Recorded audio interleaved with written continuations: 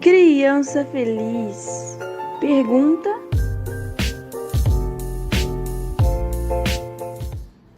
Vídeo 3, respondendo as perguntas das nossas mamães. Vamos lá para a nossa primeira pergunta. Vamos. É da mamãe Larissa. Ela é mãe do Luiz Gustavo. Aí ela pergunta: meu filho nasceu dentinho com 4 meses. É normal? Ai, gente, desculpa. Larissa.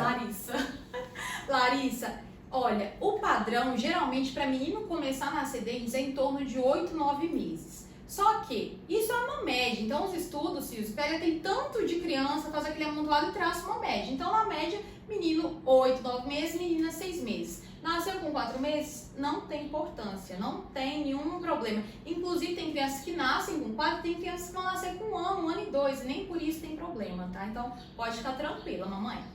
Muito bom. Agora é a mamãe Marilene. Ela é mãe da Lívia. Ela quer saber por que os dentes da criança ficaram escuros após tomar o sulfato ferroso. É normal? Então, Marilene, o sulfato ferroso, ele tem uma grande capacidade de pigmentação dos dentes, principalmente se você dá em forma de colherzinha para o seu filho, porque vai ter mais contato com a face dos dentes. Então, a gente sempre pede, dá na seringa, então puxa o conteúdo, já põe lá mais pro fundinho da garganta, que não vai ter contato nenhum com os dentinhos. E preferencialmente põe perto de horas de escovação também, que você dá o sulfato ferroso e logo você escova, assim vai ter menos chance de pigmentar. E se pigmentar, procure um dentista para tentar tirar, dar um polimento, porque se você vai deixando muito essa pigmentação ficar acumulada, cada vez mais fica difícil de remover e às vezes depois a gente não consegue remover como um todo. Ó, tivemos 2 dicas. A seringa bem próxima da garganta. Isso. Não é recomendado então dar de colherzinha. E dar a próxima escovação. Para evitar essa pigmentação, né? Evitar que os dentinhos fiquem ali escurinhos. Muito bom, doutora. Estamos evoluindo, estamos aprendendo muitas dicas, hein, mamães? A mamãe Érica, ela é mãe do Moisés. O Moisés faz uso de medicamento Puran. E a mamãe Érica quer saber se o medicamento faz mal para os dentes, porque ele ainda amamenta. O Puran não tem nenhuma relação científica que mostra que ele tem algum comprometimento com a formação, né, com a qualidade do esmalte dentário, por exemplo. Alguns medicamentos têm sim interferência, mas o Puran não. Muito bom. Agora a mãe Kathleen, ela é a mãe do Enzo, ela quer saber se o antibiótico causa cárie, que a gente estava lá nos mitos também, né? Então, o antibiótico, Kathleen, não causa cáries, tá? Então, o que muita gente confunde, se usa a questão do antibiótico, principalmente na questão infantil. Porque o antibiótico, igual eu te falei, se causasse cárie, nós adultos também ficamos doentes e nós temos que tomar antibiótico. E por que a gente não tem cárie? Pela forma de administração. Você bebe comprimido, cápsula, a criança bebe como remédio? Xaropinho. Xaropinho. Xaropinho tem que ser o quê? Docinho. Então, gente, nada mais é do que o açúcar que está presente na fórmula do antibiótico. Aí junta que às vezes essa criança já não tem uma boa escovação, já não tem uma boa alimentação, então come muitas coisas açucaradas. Então é só mais uma dose de açúcar entrar na vida dessa criança. Aí, pelo que eu entendi aqui, a criança ainda está amamentando e eu não sei se ela já tem os dentinhos, porque não tem a idade dela aqui. Aí, ela deve estar preocupada também com a questão preventiva. Se tomar antibiótico hoje, pode prejudicar os dentinhos? Então, Cis, na verdade, o antibiótico em si, não. Mas, por exemplo, se essa criança foi uma criança prematura, que teve que ficar em UTI neonatal, tomando antibióticos para prevenir alguma infecção ou tratar outras coisas, uma criança, por exemplo, que teve que tomar muito antibiótico e passou por cirurgia muito nova, teve um câncer às vezes, ou uma criança que tinha infecções recorrentes de amidalite, por exemplo, dor de garganta ou dor de ouvido, essa criança pode ter algum problema nos dentes, mas não por causa do antibiótico, mas sim por causa do estado de saúde sistêmico, da infecção, da prematuridade, isso sim pode influenciar. Agora, a amoxicilina, a azitromicina, isso não. Isso é bem comum, né? Eu lembro lá atrás que a gente ouvia muito falar. Então, meu filho nasceu com dente ruim porque eu tomei antibiótico. Já nasce espalhando. Não. Antibiótico tá aí pra nos ajudar, né? Então a gente não pode pôr ele como vilão, não. Então, vamos lá. Antibiótico causa cárie, essa já foi. A mãe Maria, essa aqui é um caso que a gente tem até uma foto, né, da criança. Aí eu vou te mostrar aqui a foto que a mãe Maria mandou, ela é mãe do João. Aí ela mandou a foto do dentinho da criança, porque a criança tem 2 anos e a criança caiu e quebrou o dentinho. Aí ela quer saber o que vai acontecer com o restinho do dente que ficou na boquinha dele. Então, gente, trauma é sempre uma questão muito séria. Toda vez que qualquer pessoa, criança, adolescente, adulto, bate dente ou bate a boca, é sempre bom você procurar um dentista o mais próximo possível. Por quê? Às vezes a pessoa, no caso dele, teve uma fratura grande, né? Quebrou bem o dentinho, mas você acha que não teve nada, o dentinho tá intacto. Só que quando a gente tira uma radiografia, você vê que o dente está fraturado lá dentro da raiz, dentro do osso. Então a gente tem que abordar essa questão, sabe? Toda vez que bate o dente, procura um hospital, procura um dentista de sua confiança. No caso desse neném, que a gente ainda considera um neném, quebrou muito. Inclusive, aí aparentemente o nervinho dele está exposto. Então essa mãe deveria procurar primeiramente uma ajuda, né, de um dentista, fazer uma radiografia, porque dependendo do caso, do que sobrou ali, a gente consegue fazer um pino, fazer um tratamento de canal, um pino e uma coroa, que é um tratamento reabilitador igual faz um adulto. E dependendo do jeito que realmente estiver, aí tem que fazer a extração do dentinho, porque o dentinho de leite, geralmente em muitos traumas, o tratamento é realmente a extração e esperar pela chegada do permanente. Então, deixar o pedacinho do dente lá não é recomendado. Porque pode dar infecção, e essa infecção pode causar danos ao dente permanente que está ali se formando. Então, tem que procurar uma ajuda para ou fazer um tratamento reabilitador ou fazer a extração do dentinho. Muito bem. Tá respondido, Maria?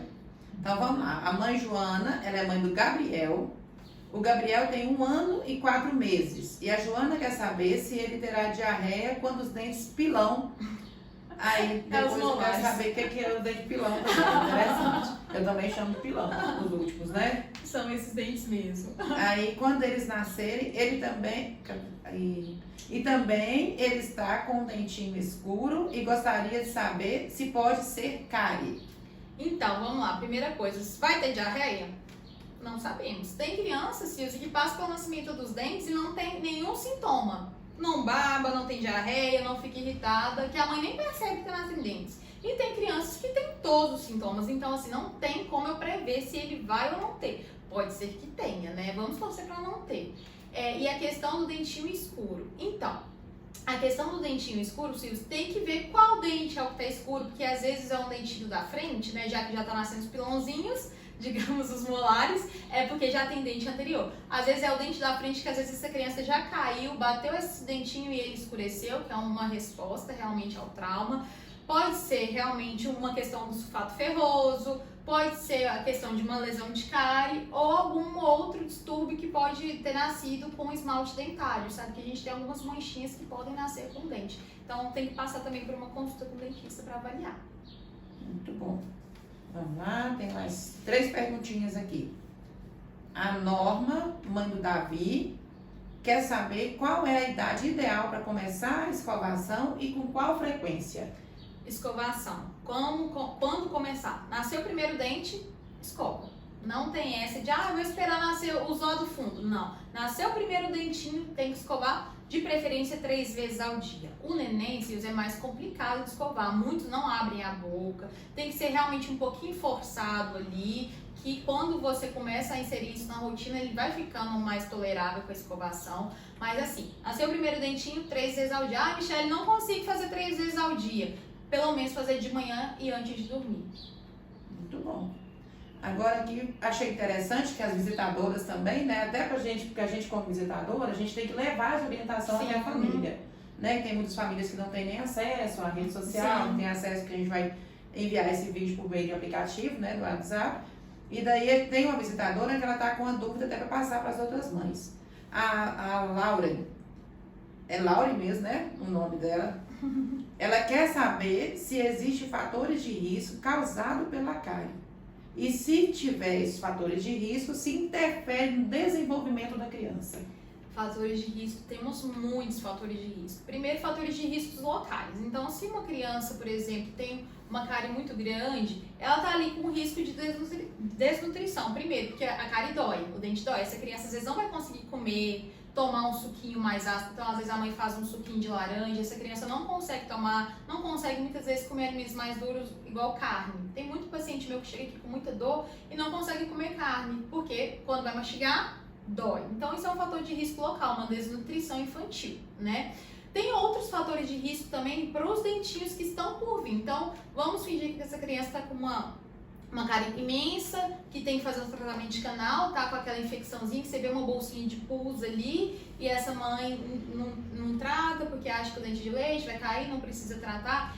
Essa secreção ali, essa infecção, ela pode trazer prejuízos para o dente permanente, desde uma mancha, uma má formação, até a paralisação da formação do dente permanente. Então, essa criança, às vezes, teria o dente, mas por essa infecção, não vai ter mais esse dente permanente. E tem fatores de risco sistêmicos. Se essa criança tiver algum problema de saúde, ou mesmo uma criança saudável, e essa infecção cair na corrente sanguínea, ela pode, por exemplo, desenvolver uma endocardite bacteriana e vir a óbito. Então, o dente não é uma coisinha assim, que você pode deixar, vai cair, vai tratar, vai deixar, que quando vier o permanente vai nascer tudo bem. Não, essa criança corre grandes riscos, né? E se a criança tiver algum problema de saúde, mais riscos ainda. Então, a gente tem que sempre estar de olho na saúde dos nossos dentes. Inclusive as mamães também, porque isso não é só para criança não, isso também é para adulto. E a questão do hábito, né? Isso. Se a mãe tem o hábito, a criança tem Os pais são os principais espelhos. São os principais espelhos. E isso a gente tem falado sempre em todas as outras atividades, né, do nosso dia a dia, porque as crianças sempre repetem, né, o comportamento dos adultos, né, dos pais, dos adultos, das pessoas que convivem ali com ela. A visitadora Delcimar, que também quer levar, né, essas orientações para as famílias, quer saber quando deve ser a primeira consulta da criança à odontopediatria. Então, a primeira consulta, o ideal, Silvia, da primeira consulta é quando essa criança ainda está na barriguinha da mãe. Pra gente instruir essa mãe com relação à dieta, a cuidados pela própria saúde bucal da mãe, né? Então, seria o ideal. Vivemos um mundo ideal, seria a consulta da gestante, ainda gestante.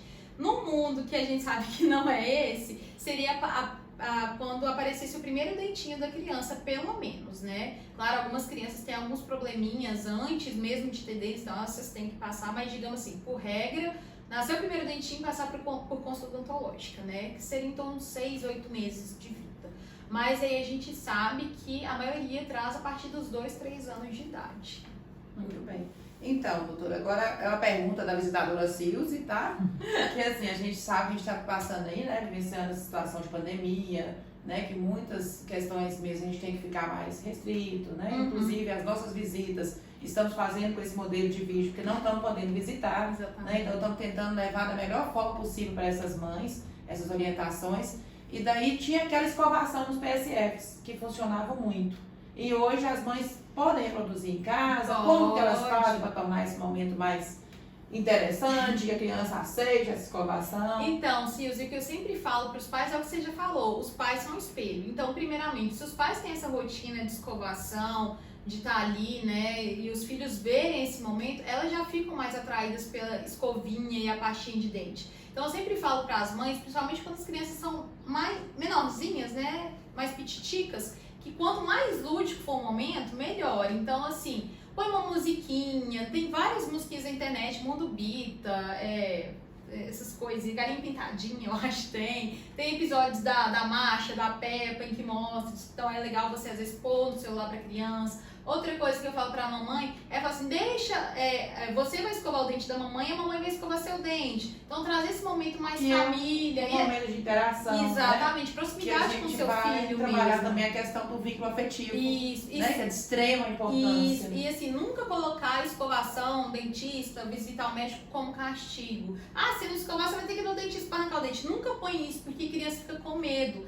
E o medo, a gente não consegue educar a criança à base do medo. Então vamos fazer esse momento ficar gostoso. Olha, filhinho, vem cá, escova o dente da mamãe, pega um bichinho, um brinquedinho, deixa ele escovar o brinquedinho, né? Então, assim, trazer esse carinho realmente. O mesmo carinho que você põe na comidinha para dar para ele, o mesmo carinho que você tá ali nas brincadeiras, é no momento também da escovação. Então isso ajuda demais. Muito importante, essa dica vai muito assim de encontro ao nosso trabalho no dia a dia, né, com essas famílias, porque a gente trabalha tanto o desenvolvimento social, quanto o desenvolvimento cognitivo, quanto o desenvolvimento socioafetivo, né? Então, quando a gente promove essa interação, não tenho tempo, mas os minutinhos que você tiver para escovar o seu filho, que seja interessante, né? Que seja interessante. E aí você vai estimular tanto a questão motora, a questão linguística, vai estar conversando com seu filho, vai estar tendo diálogo, né? E vai ter essa proximidade. Doutora, muito obrigada. Eu que agradeço a oportunidade. Se surgirem mais dúvidas, depois quiserem